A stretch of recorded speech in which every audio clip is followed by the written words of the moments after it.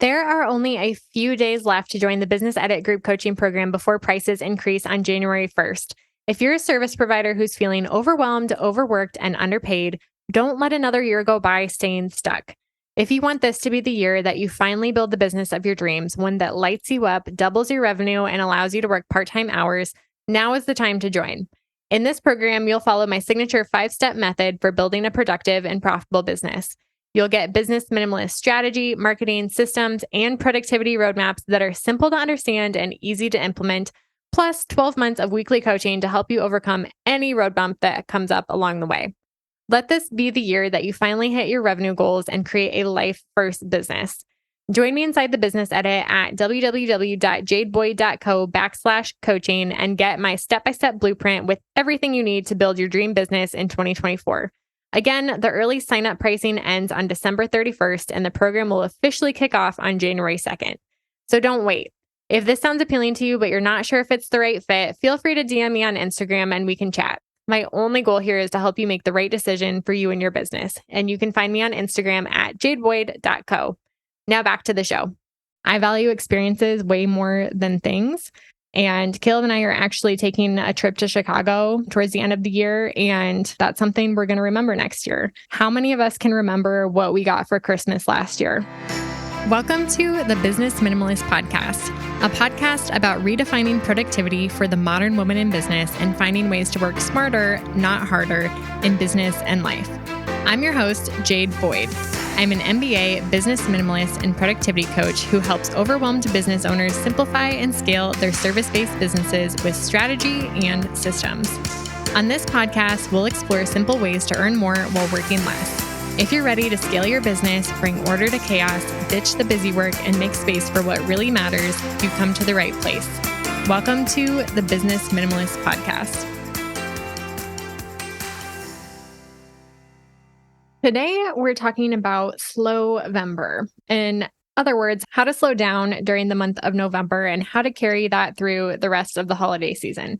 I don't know about you, but I found in the past that if I don't take the time to plan intentionally, and then I just hope there's going to be a season of slowing down, it never ends up being what I want it to be without taking the time to plan and make changes and put things in place so that I'm actually able to enjoy the season the way that I want it to. So I want you to think back to last holiday season, last November and December, and just remind yourself of what happened during that time. How did it feel for you? Was it slow and was it relaxing? Were you able to pull back in your business and enjoy that time with friends and family? Or did you feel constantly pulled between your business and time off and all of the events that were happening, all the gifts there were to shop for, and all the extra to-dos of the holiday season? Was it a season of busyness, or was it actually a season of slowing down and living intentionally? And so with that in mind, I want to give you 6 tips, 6 things that you can do to make sure that if it is your goal to slow down during the holiday season, that you're actually able to take that time and spend it in the way that you want to spend it, doing the things that you want to prioritize during the season, because it is a really special season. It's a really special time of year and it can feel really magical, but it can also fill you with a lot of resentment if you have high expectations for it that don't end up being realized. And so if you have certain expectations going into this season, this episode is going to help you bring those expectations to reality. So my first tip is to build a business that actually allows you to slow down. The best flex for slowing down is to structure your business in a way that actually allows you to step away from it for the holidays and still make money. And I know that this isn't a simple tip. This is kind of a big thing to do, but that is exactly what the Business Edit framework does for people, my signature framework for building a productive business. And I will link the episode that walks through my Business Edit framework in the show notes, so you can go back and listen to that episode. But all of that to say, if your offers and if your business systems aren't structured in a way that allow you to take time off any time of year, but specifically we're talking about taking time off for the holidays, and you can't step away from your business without fires getting started or emergencies happening, then the best thing that you can do for yourself in 2024 is to make those foundational changes in your business so that you can build a sustainable business, one that does actually allow you to take time off without creating a huge fuss about simply being able to take time off for Christmas. It shouldn't be something that stresses you out. And so if you're not taking time off regularly, you're definitely playing a losing game. It's not sustainable in the long term because your business will never be the better alternative to getting a normal salaried full-time job that does allow you paid time off in the long run. If you're not getting paid and treated better in your own business than you would in a full-time job, eventually push is going to come to shove and it's going to be in your best interest to take that full-time job, right? Like we all want to do what's best for us. And so the idea here is to build a business that is giving you a better living situation than any of the alternatives that you might be considering. Because business is hard and there are days where we all want to quit and throw in the towel. But what keeps us here is that we've created better situations for ourselves than the alternative, whatever that might be for you. So I had to say this one right off the bat because a lot of these other tips might not be as helpful for you if the foundations of your business are not set in a way that actually allows you to step back from your business without being constantly connected. And so before you go to any of the next steps, this really is the number one thing that you can do for yourself in order to actually slow down for Slowvember or whatever you want to call it for the holiday season and spend that intentional, actually focused present time with your family and friends. And we are entering the end of the year and my coaching program is about to relaunch. So if you're looking for some community and accountability and somebody to hold your hand step by step through this process and help you overcome all of the mindset issues and challenges and software issues that are going to come up in your pursuit of building this sustainable business that allows you to make more money and takes way less time for you personally to be in your business, make sure you join the waitlist for the Business Edit coaching program. I'm going to drop that in the show notes as well. Again, that's going to be launching soon, but you can grab all the details about that program. And it really is a fully structured program that's going to take you step by step from where you are today, busy, burnout, if that's you, to living a life and having a business that feels easy to you, that feels fun, that feels aligned.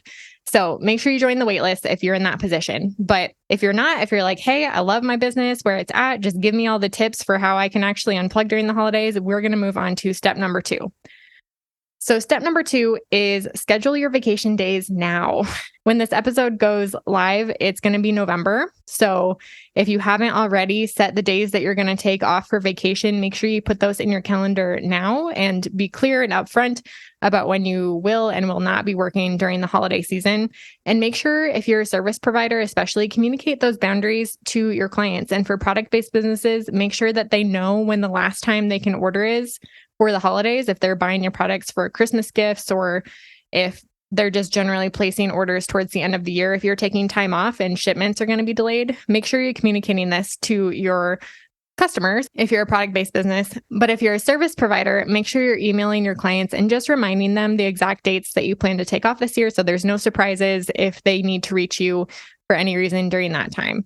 And I'm going to drop a really short and sweet email template. It's the email that I sent to my clients this year to communicate my times off. And so if you're struggling with knowing how to communicate that and how to enforce your policies that are probably in your contract, and if you don't have a contract or if you have a contract that doesn't outline your vacation day policies, that's definitely something to communicate to your clients up front so that they're not surprised that you take time off either. I'm going to drop that email template in the show notes. So you can head on over to the episode website if you're on iTunes or the show notes link, wherever else you're listening, and grab that template. And it takes 5 minutes. So make sure you communicate your vacation days now. My third tip is to check email less frequently. During the month of May, I was updating my Organize Your Business course, and I set an autoresponder that basically said, if you're emailing me in the month of May, don't expect to hear from me from April. And I think that we dramatically underestimate how unreachable we can be and allow our businesses to thrive. So you do not need to be checking email as often as you're checking it. For most people listening to this, that is going to be true. I recently worked with a client who has a product-based business, and she's moving to checking her email 1 time a week, which is going to be huge for her. And she only needs to check her email 1 time a week in order to fill her products in the way that her system is set up for her to make the custom products that her people are ordering. So how often do you really need to check email? And could you check it less often during the holidays? On the extreme, you could say, hey, December, I'm peaced out. I'm not going to be here. You can expect a response after New Year. Again, as long as your business is set up in a way that does not require you to be on email during that time. But even if you had an autoresponder that told people what days you will check email, if you're checking it once a week or just once a day, whatever that looks like for you, just decide how often you're going to be checking and responding to email, and maybe even delete the email app from your phone over the holidays so that you're not tempted in the car or when you are spending time with family to check in on work, that you're actually present where you want to be present during the holiday season. Tip number 4, very similar to tip number 3, unplug from social media or decide what your social media boundaries are going to be during the holidays. Again, this is one of the number one reasons why you may not be present and engaged in the times and activities and with the people that you actually want to be engaged with during the holiday season. So consider taking some sort of social media hiatus, whatever that looks like, either taking a hiatus from content creation and repurposing old posts instead. I think December is a great time to do like the best of 2023 posts or repurpose your best performing content from the year, batch that ahead of time and schedule it out if you need to show up consistently on social media or want to continue serving your audience during that time. It is a-okay to schedule that out and then not be on social media during the holidays, or even checking in once a week or once a day. I'm sure would even be a huge improvement for many people who are listening. So decide what your boundaries around social media are going to be and how you can prep your content in a way that allows you to disconnect from whatever that might look like. If it's TikTok, Instagram, your podcast, from being actively involved in content creation during the holidays. I think it's also a great time of year to do a digital detox. And if you've ever tried even a 24-hour digital detox, it's amazing what it can do for your mental health. I know a lot of business owners who will check out during the entire month of December and just say, I'm taking a social media break. I'll be back after the new year. That is a-okay to do. Again, if you've built a business that lets you run your business and run your marketing in a way that is aligned to the way that you want to spend your time and energy, this is totally possible. If you're not in a place where you feel like you can take a month off of social media, it might be time to go back to the basics. And again, back to step 1 and reimagine how you're marketing your business so that you can build something that will be sustainable without you being on Instagram or on TikTok or whatever social media platform you're on every day of the year. I will also link the How I Broke Up with My Phone episode that aired earlier this year that gives a lot of tips and tricks for disconnecting and unplugging from social media, but also just from your phone in general. And it's so funny. I did this challenge back in March, but the results and the habits that I set during that challenge are still present in my life today and still giving me so many benefits and are truly allowing me to disconnect from social media and unplug from my phone. And a couple weekends ago, it was Sunday night and we were going to bed. I always plug in my phone across the room at night in the charger so that when my alarm goes off in the morning, I have to like physically get up to turn it off. And I was looking, I was like, where is my phone? I couldn't find it anywhere in the house. And eventually I realized that it was still plugged in. And I had gone the entire day that Sunday without ever picking up my phone and not even realizing that I hadn't picked up my phone. It was just plugged into the charger all day. And that was a huge win for me. It was a really great moment where I realized, wow, this has taken so many months and a lot of intentional effort and a lot of trade-offs on my part, but it's paying off. And I'm becoming the type of person who can be present on a weekend and is not so numb to my own life that I'm trying to numb myself with social media. So know that breaking up with your phone and setting boundaries, it is a habit. And so if you try to do it one time and you've never done any sort of unplugging before, it might feel a little bit hard. But if you create regular rhythms of unplugging or disconnecting from your phone, it gets easier and easier. And I think the holidays are the perfect time to test that out and try it out and set better boundaries. Okay. Tip number 5 is to opt out of holiday consumerism. We live in such a consumerist culture, and the holidays are kind of the height of consumerism. And if you're experiencing really busy holidays or feel like November and December are just frantic and you have more to plan and more to buy than ever before, it's probably because of consumerism and what we've turned our holidays into. But the good news is that you can choose how you engage with the holidays. And if you want to opt out of the consumerism trends, then you can. And here are some tips for how you could do that. The first thing, checking email less often is definitely going to help with this, because if you do batch check your email once a day or once a week, there's going to be a lot of promotional emails that happen during these last 2 months of the year.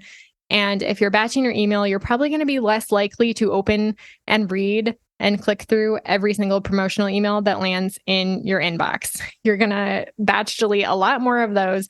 But if you're constantly checking your email, you're probably going to be more likely to open every new email that's trying to sell you something that pops into your inbox. Another tip, be intentional about making a list of the things that you actually want to buy this holiday season, because it can be such a great time to get good deals around Black Friday, especially. And so if there are things that you want to prioritize buying during the holiday season, make a list of those things up front and keep yourself accountable to buying what you actually value and what you want to spend your money on. I keep a Christmas list all year long where if I really want something that I don't really need, I will add it to this Christmas list as something that I can buy on Black Friday or something that I can ask somebody else to buy for me if somebody asks for something on my list. But what I've noticed is that checking that list throughout the year, things that I add in like January, when I add something else in March, I'll go back and realize that, oh, I actually don't want that anymore. And I think that we are so quick to buy things. We are such impulse shoppers that oftentimes if you were just to delay the amount of time between you find out about a product or whatever it might be that you're looking at this holiday season and delay the time that you actually buy that thing, it's more likely that you're going to make an intentional purchase decision and that you're going to be happier with your purchase decision, actually use that thing tomorrow, 5 months from now. This year, personally, I am going to try my best to opt out of gift giving altogether. And this might make me sound like a Grinch, but hear me out. Last year, we had like 7 to 10 Christmas parties. It was so busy between multiple Christmas parties on each side of our families and then with different friend Christmas parties that were happening. And we had a million gifts to buy, and it just felt so busy. I was just constantly shopping and I hated it. And I hate buying people things that they could either buy themselves, like candles, food, things from their wish list that they won't be surprised by anyway. And so I try to give the gifts that are actually intentional and thoughtful. I try to do that, and it takes up a lot of time and honestly stresses me out because the holiday season is over in a second. And I just feel like last year I spent the whole time making food for parties and buying gifts that people didn't need. And this year, I would rather take the time to make good food, to slow down, to spend time with people, to have real conversations than to shop for people who could buy things themselves or give people lists of things that are on my list that I could also just buy myself and don't really need. I value experiences way more than things. And Caleb and I are actually taking a trip to Chicago towards the end of the year. And that's something we're going to remember next year. How many of us can remember what we got for Christmas last year as adults? As a kid, I can definitely name like the top of the top Christmas presents. But as adults, I have no idea what I got for Christmas last year. So why not focus my time on making memories instead of getting and giving gifts that don't actually make a difference in my life? That's just my thought. But if your holiday seasons are feeling really busy and you're having a hard time slowing down or have had a hard time in the past slowing down, rethinking how you engage with consumerism and gift buying during the holidays might be a helpful strategy to spend a slower season during the holidays. And tip number 6, my very last tip, is to take some time to reflect. And I have a free reflection workbook for business owners that is absolute gold. I'm going to link that in the show notes too, so you can download that in case reflecting is hard for you. There's some really great questions in there to help you reflect on your year as a whole. And the end of the year is truly just a season of natural reflection and slowing down. So don't rush through it without assessing how this year actually went for you and for your business. Recently, I've actually been reading through some of my old journals, and it's been really eye-opening for me and helpful. First of all, to see how far I've come as a business owner and just as a person in general. But second of all, it also has allowed me to recognize patterns of thinking and patterns of behavior in my life, some healthy and some unhealthy. And I never would have seen that had I not been reflecting, first of all, in a journal and writing things down, but also taking the time to go back and read through it to notice those patterns. If you're constantly looking forward onto the next big, exciting thing, you're missing out on a really great opportunity and some really good lessons that are going to save you time and help you build a more successful business in the long run. And even if you're reflecting once a year or once a quarter, you can still look back on your answers to those questions and realize how far you've come and recognize patterns of thinking and behavior as well. So it's not something that you have to do every single day, although the more often you do it, the more helpful it's going to be. But at least at the end of the year, to take the time and celebrate the things that you accomplished this year and remind yourself of how far that you've come before you instantly dive in to New Year's resolutions and goal setting and what comes next. And that's all good. But I think it's important to stop first and recognize where you're at and celebrate all that you've done this year, because 12 months is a long time, and I'm sure that you have accomplished way more than you're giving yourself credit for. If you're the stereotypical ambitious woman in business, then my guess is that you love getting things done. And as soon as you achieve something, you probably don't take a lot of time to celebrate it before you move on to the next thing. If my experience, my friends in business, and my clients have taught me anything, that is a pattern that I see in almost every woman in business. And again, end of year is just a special time to reflect. It's a natural time where we're inclined to reflect. Birthdays and New Year's Eve, we all are just naturally thinking about everything that happened in the last year. So take the time, grab that reflection workbook in the show notes, and take some time to reflect. I hope that this episode has given you a new way to think about slowing down for the holidays and some tangible tips and resources that you can use to spend this time as intentionally as possible, both for building your business and investing in your business during this season, but also in building the type of life that you want to, starting with how you want to live during the holidays. So thank you so much for tuning in today. I hope you take what you learned today and get 1% better this week. Thank you so much for tuning into another episode of the Business Minimalist Podcast. If you enjoyed today's episode, I'd be so grateful if you'd rate and review it on iTunes, Spotify, or wherever you're listening today. Your rating and review will help more small business owners discover helpful episodes each week. And don't forget to check out the show notes for the tools and resources mentioned in today's episode, because good ideas don't grow businesses, action does. And if you want more business minimalist tips and resources, head on over to Instagram and follow me at jadeboyd.co. I'd love to hear what you took away from today's episode. I'll see you next time on the Business Minimalist Podcast.